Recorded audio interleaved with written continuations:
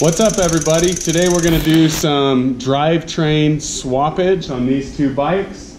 I've got my old truck that I'm going to decommission and my carbon fiber bike. It's a Nash bar frame that I built with some Derailleur and Ultegra components. So what we're going to do today is, everybody say hi to Molly.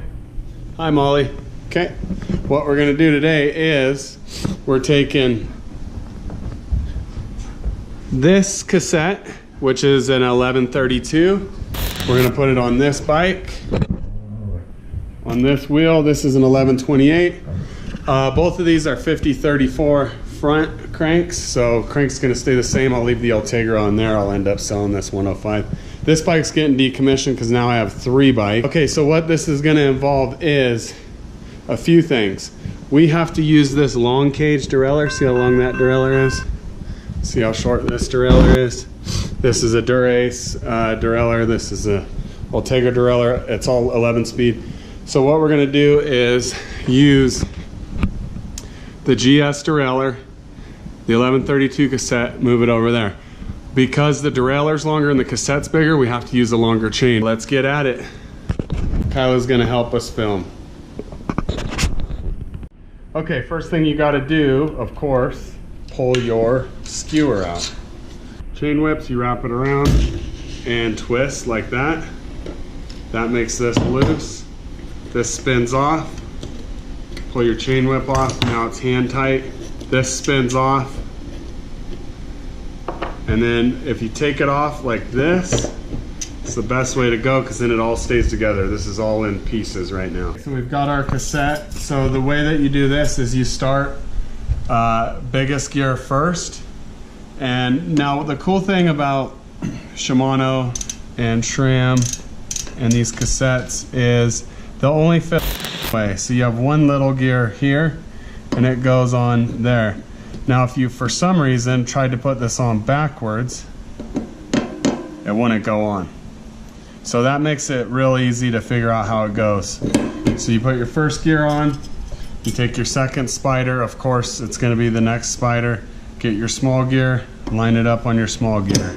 Now you can see, if you come down here, you can see there's a little spacer right there. And so you know that you're not going to need a spacer there. So now you come over here and you find your next biggest gear. It's this one. We don't know if we have it on the right way or not. If we did, if we didn't, and we had it this way, it wouldn't go on. It's kind of easy to see though. On the front is the writing should be facing you. Put that one on.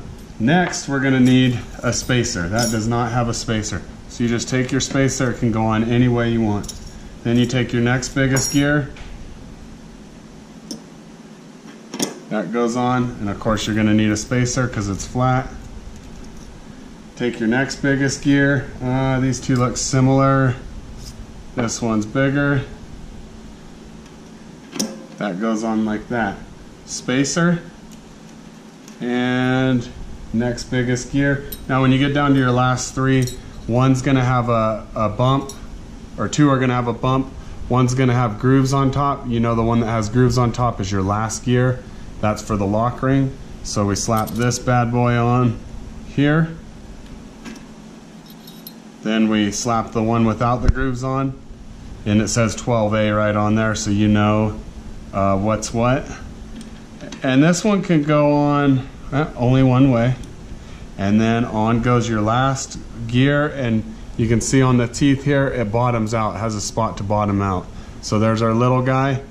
We're going to put our little guy on there, then the lock ring on, we'll spin that on,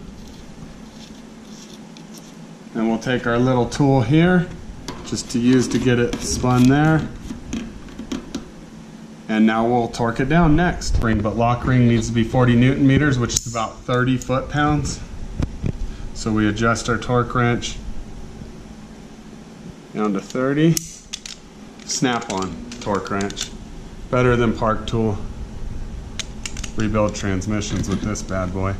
And we just wait for the click. It's gonna crunch like that. And that crunch is the 2 gears grinding together, but you want to hear the torque wrench click. It's about to. There it is. We'll just double check it here.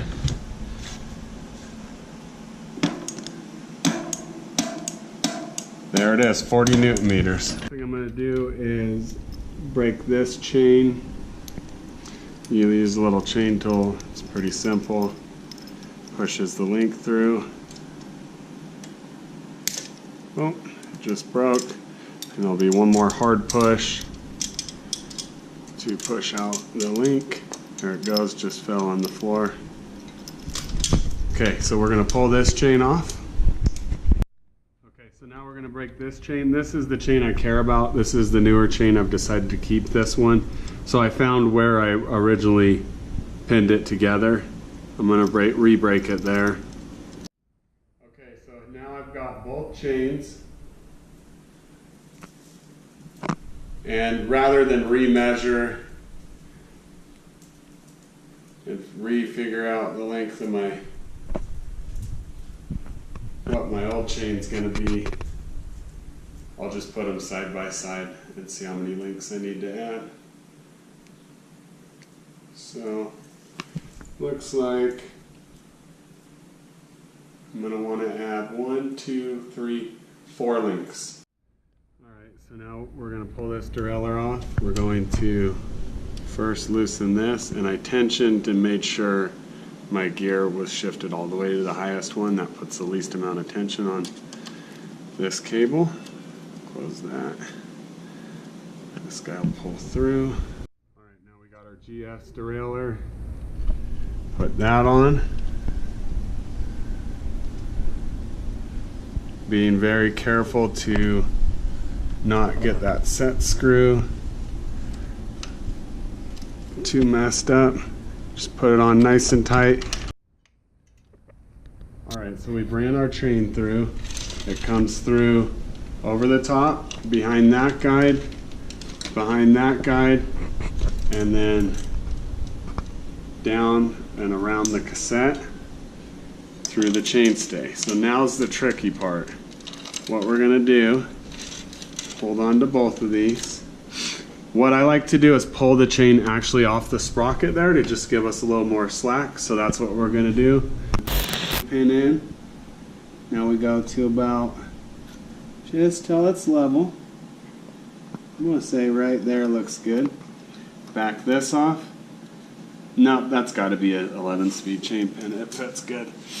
Maybe the other one was just giving me troubles. And you snap it off like that. And then I just like to inspect it. See how it moves. Feels really good.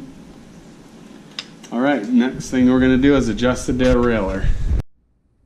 Okay, so I think I've kind of got this lined up now. Here's what it looks like.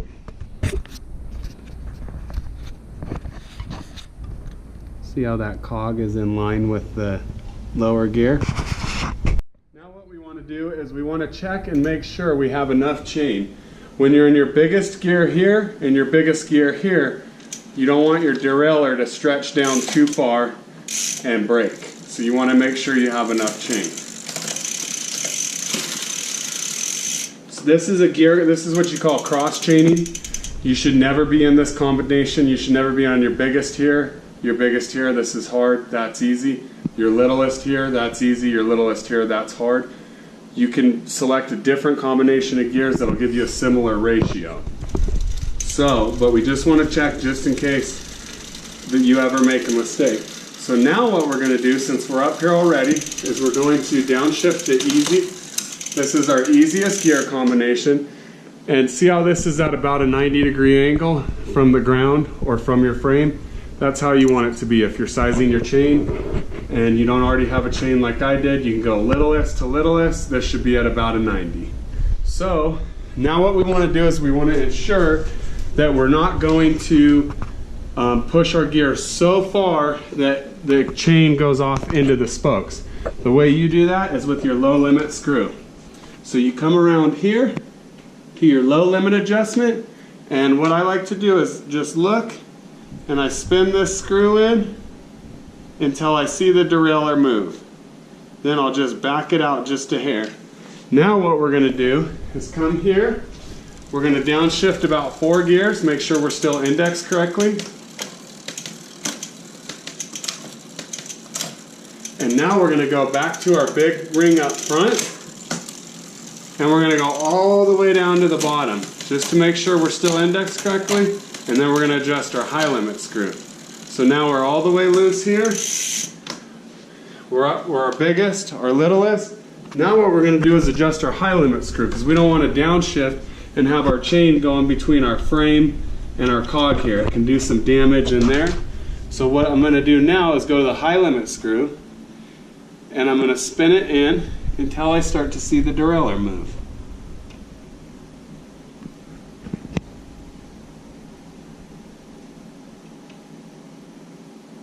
Right about there. Now what I'll do is I'll run through the gears again, double check that everything's good.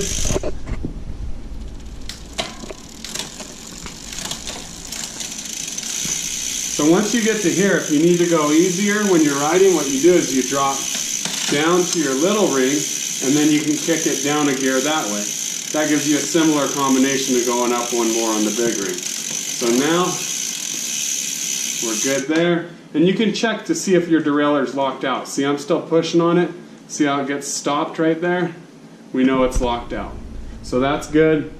That means we're not going to go into our spokes. You can fine-tune, adjust all that with your barrel nut.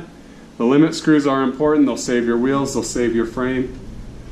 That's the end of the video. I hope you guys enjoyed it.